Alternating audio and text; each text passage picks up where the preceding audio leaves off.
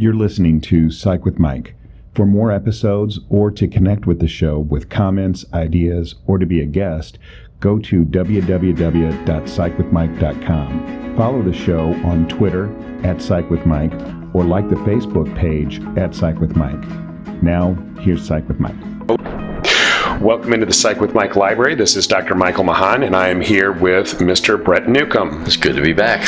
Good to be back. It's always good to be back. It's always good to go. Yeah, well, we've talked about how much you travel, and this is the time of year for people who may be listening to the podcast.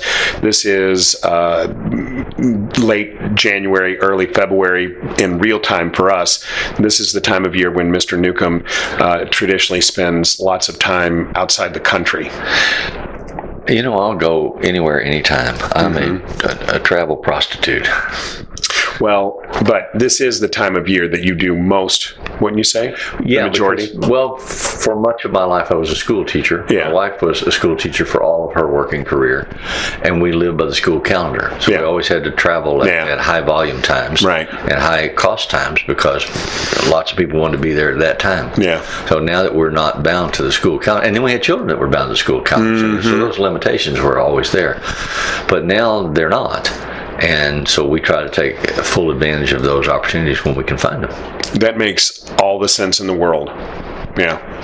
So you feel rested and rejuvenated? I do. Yeah. You seem really relaxed. You know, that's another conversation to have. Right now, I feel that way. Yeah. But because we've talked about, travel and what the benefits of that are even on the podcast, but I'm just saying that my experience of you today, after having come back from a period of travel, you just seem really, whether it's emotionally or just generally, you just seem really, really relaxed. The reason I hesitated when you said that is I was thinking about the poem by Robert Frost called "The Road Not Taken." Yeah. And so you're walking down through the woods and you find a path. I remember as a kid driving anywhere, or a young adult, whatever, and seeing a road that I'd never been on, and wondering, where does that road go? And I have had wanderlust my entire life, and deep psychological insights about, what is it because I'm trying to escape from where I am, or I don't know, and I don't care. What I've learned is I really enjoy going down a road or a path that I haven't been down. Do you remember doing that one time in Oregon?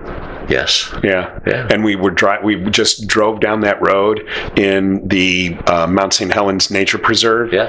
And we drove probably, 150 yards or so, and the road just disintegrated. It just disappeared, and then it was all forest, and we went down to that river that was running, and it was all gray moonscape because it was still ashen. At the center of the epicenter of the volcanic explosion. But I remember one time with my older son, we were camping at a national park in Tennessee and driving around in my brand new car, and we found a path and said, we think this road may cut off. You had to drive the highways a long way around to get to where we wanted to go. It's like two sides of a U. Yeah. You had to go from one arm to the other arm. Right. So we found this road, a logging road that we thought we could drive down. I had this car that had 4-wheel capacity. So we start happily driving along this road, and we got to this steep pitch, narrow focus with trees and boulders and muddy. And my car couldn't do it. And we had to figure out... Because you needed a Jeep. I needed something more than I had. But we had to figure out how to back out of that spot without sliding into a tree or a boulder and damaging the new car. And then we had to get turned around and get back to the road and take the road. So it was a very frustrating experience, but it was still a new road. And I bet you and so your son's name is Rob, and I bet you and Rob talk about that maybe even to this day. he can be a little critical. Yeah. But you still talk about He it. reminds me of my failures when he has an opportunity. Yeah. Well, so that's a perceptual choice, right? Sure. But I'm just saying that those kinds of things can be things that you remember and be that significant moments, good or bad. Right. Oh, absolutely. I mean, because you were probably puckering pretty bad when you got stuck and you needed to turn around and needed to get out of there. Yeah. But then years later, you look back on that and think, well, but we took a new road, and that was awesome. Well, I was puckering in part because I didn't want to damage my brand new car. Right, exactly. But I also didn't want to come home and talk to my wife and say, I was doing this really stupid thing that I didn't think through. Yeah. I just did it. Let's make sure your first wife. No. Oh, really? Oh, now this is interesting. Okay. So, but it's really hard for me to have a conversation where I confess to people that I'm stupid. I like to shine and show off that I'm not stupid, to camouflage the fact that sometimes I am, or I make bad decisions. Right. I don't like to talk about the bad decisions. And I think that's human nature. People don't like to talk about how they're stupid. Excuse me, but it's like carrying a sign, look at me, I'm ugly. But hopefully that's why we are in committed relationships. So you were afraid to come home and tell your wife that you had done this stupid thing. But really, ideally, at its core, don't you think that a committed relationship is about you coming home and saying, oh, I did this really scary thing, and it wasn't maybe the smartest thing I could have done, and have that person say, well, you know what, but you had a new experience, and it was an adventure, and you didn't damage the car, and now that's something that you and your son are going to be able to share for the rest of your lives. And say, if you had damaged the car, I would still love you. I would still be here. Exactly. I wouldn't leave you over that. And what I find is that my wife sees my stupidities on a regular basis, but she's gracious enough not to point them out to me until there's a more significant reason to. And then she's very gentle about it. And so recently, I ended up contracting pink eye, and I don't know how. I've never had it before, and so if anybody's ever had that, then that's it's not only is it really uncomfortable, but for me, because I'm 55 and had never had it, I didn't know what it was. Yeah. And so my eyes were ejecting this milky fluid, like they were bleeding this stuff, and it was getting all over my eyeballs and making my vision hazy, like I couldn't. And I'm not even joking. There was a point in time where I woke up in the middle of the night and my eyes were sealed shut, and I popped them open, and I had this hazy vision, and for an instant I thought I was going blind. Yeah. And I freaked out. I was so scared. And the only thing that kept me grounded in that moment was knowing that my wife was here. And I don't know what I thought she was going to do. I don't know what but your essence reached out to that anchor. Yeah. In your moment of terror, you knew someone had your back. And so my hope is that people recognize, and that doesn't mean that my wife and I don't fight or we don't, but no, you're real people. At the core, that is, for me, what that relationship is all about. And my hope is that other people experience that as the core of their relationship. And my hope is, excuse me, that people even might consciously think about, what do I do to invest in making the life of my partner the best possible life that it could be, instead of what can my partner do for me. No, I'm just thinking. I've been thinking about being told that when there's an emotional need for attachment, connection, being told, I can't find you, I can't feel you, you are masked. And me saying, no, I'm just me. I don't know what your problem is. I'm here. Look, I'm fixing dinner. I'm driving a car. I'm doing whatever. But I think the message is the one that you're offering, which is, I need to listen and learn what am I not doing or what am I doing that causes my partner to feel this discomfort. And can I address that request, whether they have the skill to verbalize what it is, to put words to it and say, I need you to acknowledge my accomplishment. I need you to say that I'm attractive, whatever it is they might need. If they don't have the skills to do that, is there a way that I can pay attention and learn and then provide that and genuinely provide that so that they feel that anchoring that you talk about feeling when you woke up and thought you were going blind? So I guess the easiest way for me to talk about that in therapy is to go back to Gary Chapman's book, The Five Languages of Love. And, I use that book a lot as at least an example. And by now, a lot of people have read the book, or at least know of the book, if not read it. Right. And most of the time, my experience is that people will say, oh, yes, my love language is acts of service. So for people who don't know, the love languages are acts of service, words of affirmation, time together, physical touch, and gifts, either receiving or giving gifts. And a lot of people who are aware of the love languages are very aware of their own. And then when I say, well, what is your partner's love language? They stumble, they hesitate. They're either not sure or don't know. And the whole point of the book is to know what your partner's love language is, so that if you are speaking Japanese and they're speaking English, it doesn't matter how loudly you yell, I love you, they can't understand you. You have to learn how to speak English. Yeah. And so it's about learning what their love language is and then doing things. So if their love language is physical touch, but your love language is acts of service, then you deliberately do things to touch them, because that's how they respond and receive affection. And you do that even though it's out of your comfort zone. And so I talk a lot, even with my adolescent clients, about understanding the world through their parents' perspective, about deliberately trying to put themselves in their parents' position and also the parent in the child's position.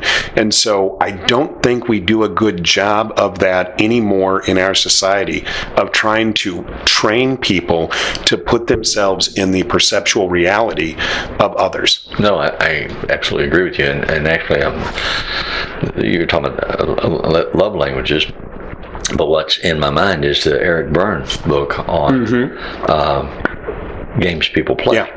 And he talks, and part of that book, he talks a lot about communication, lines of communication. You have an adult-child communication, parent-child communication, adult-to-adult conversation, or you have a crossed conversation. And when you have the crossed conversation, you're speaking different love languages. And so if I'm coming at you as the authority figure and implying that you are the child that needs to be explained or told or guided or punished or what have you, you will resist that, and there will be some friction. If I come at you as an adult, fully functional, capable adult, and we're trying to resolve a problem together, then there's not a cross communication. So there's no emotional baggage that's built into the communication efforts. There may be emotional baggage about what we're talking about or the problem we need to solve, but we're still walking the path together as partners. So I have to learn how to communicate to you as an adult in times of stress, rather than child to parent or parent to child. And so when we put this up on the video version, I'll put up some slides. That's called transactional analysis, which actually you were the person who first introduced me to that. And basically what Burns said is that all of us have these parts of our psyche, which in Freudian psychology is called id, ego, superego. He called them child, adult, parent. And that we communicate from like parts of the psyche with other individuals. And as long as there's no crossed line between those communications, that's a complementary communication. If we're both doing child play, we're both doing silly, goofy kids at the same time, then there's not a cross. There's not tension among us because of that. If we're both being adults, if we're in our superego about, we need to make this choice about buying this house and sorting things out, there's not that emotional damage that comes from the cross communication. Right. If we're both at the adult level, we can function that way. But we can be parentified adults or we can be childlike adults. And if we can dance up and down the scale in partnership, then we have a good, solid relationship. But once that communication gets crossed, it's now incongruent, and people. It first off, if it happens, like if you are somebody that I have just met, and you're talking to me adult to adult, and I speak back to you child to parent, like you're being critical of me. Stop being critical of me. You're going to say, "What the heck? That's not what I'm doing." And so it shuts down the communication, and that happens when people are in committed relationships also. Is that if you are speaking from incongruent parts of the psyche, then the other person is going to interpret that as an invitation to shut down communication, not an invitation to continue. And that might be intentional on the part, unconsciously intentional on the part of one of the partners, or it might not be. But people have to think about, how is what I'm going to say to you going to be interpreted by you? Which comes back to the therapeutic task of learning the pattern. What is the pattern by which or with which you dance in your relationships? And that's why Burns' book goes on to explain the games people play. They fall into patterns that they repeat of particular games. And, here's an offer, here's a response, and now we're saying the same old things. It's talking heads, we hear the same words, but it doesn't resolve anything. And so if you're interested in these kind of things, it's an out of print old book. If you can find one of these games people play, and then there were derivatives of that, games teenagers play, games parents play, games employees play, that you can help you identify the pattern and the payoff, because Burns suggests there's always a payoff. And like our last podcast, we're talking about self-sabotaging behaviors. If I want to be in a relationship with you, I have to let you have some payoffs. So sometimes I have to voluntarily take the role, unconsciously, of the victim in the conversation so that you can get your payoff of domination. And that's once you see the pattern, you can start to make conscious adult-to-adult choices, which are healthier, which is his whole point altogether. And you can learn how, if you're in a relationship or a family where these games get played as a way of having social intercourse, we're all who screwed up the house, as a way we relate in our downtime at home. If you want to break that pattern so it doesn't continue in your life and sabotage your relationships, you have to learn how not to play. Right. So, transactional analysis in the 70s and early 80s was huge. I mean, everybody was doing transactional analysis. So I don't know if the book is out of print, but it's gone out of print a couple of times. Okay. They may bring it back. But you can actually buy it on Amazon for $12 a new copy. You can get it on other places for as little as $2.99. So it is an available book. It's not hard to get. And we read it in graduate school, and it really is. Not only is it really good, but it is really helpful in helping people to understand what those kinds of communication patterns are. And if you couple that with Thomas Harris's book, I'm Okay, You're Okay, which is another book of the same of transactional analysis, that also might be beneficial for people. What I always used to tell people when I'd ask them to read it, my students or my clients, is if you're interested in this sort of thing and you have the educational background, the analysis of the theory makes perfect sense. But if you're not interested or you don't have the background, if you just read those games, there's a list of 150 games that he's identified that are patterns, repetitive, that people play. You will find yourself and everybody you know in some of those games. And that gives you the opportunity to say, okay, let's speculate. How do I not play this game? Well, okay, yes, and if that's what you do, because I think in the tendency, just like we're talking about the Gary Chapman book, I'm going to read 5 love languages. I identify my love language. Well, you don't talk to me in my love language. language, you're bad. If you read games people play and you identify how everybody interacts in your world, and then you say, well, they don't do what I want them to do, therefore they're bad. Again, this is all about projecting yourself into the reality of the other, not trying to figure out how it is that everybody's trying to keep you down. I don't know that I agree with that. Because my understanding is that people that have been raised in a game pattern family, they've learned how to have relationships by way of these games as a substitute for intimacy, which is what it's all about. Then what they have to learn is not to play the game, but to opt for real intimacy, which means that because there's always an initiator and responder. And if you're a gamer and I'm a gamer and we come together and we don't know each other, we haven't established a pattern of how we game together, we'll invite, I'll say, well, do you want to play corner? And you say, no, but I'd like to play I've Got You Now, you SOB. And you keep offering. And the initiator, by definition, according to Bart, always wins. And the respondent always loses. So sometimes if you're going to be in a relationship, you've got to take your turn losing. But what Burns suggests is that you or both of you can learn not to play, to break the pattern. So I'd like an opportunity to reframe. Right. Okay, so what I'm trying to say, maybe more succinctly, is that you have to take a responsibility for changing the paradigm, the dynamic. Okay, I agree with that. Yeah. So whether or not you're projecting yourself in, what I'm saying is, if you just look around at all the people and say, you're doing it wrong, Brett, and I don't like you, you're mean. Right. And now I'm resentful. Okay, that's not changing anything. No. But if I recognize what the games that are being played and I say, okay, I'm going to take responsibility to change. I'm not going to be angry with you because you won't change. Right. That will change the dynamic. Yeah. But the individual has to take responsibility for their own behavior. Well, and what you have to realize, you can't control their outcome. You can take away their payoff. And so then that forces change. So if you come into therapy, and we used to tell people all the time, if you're a couple, it's better if you both come. Much better. It increases the likelihood that you will eventually not be a couple if only one of you comes. Right. It's not a guarantee.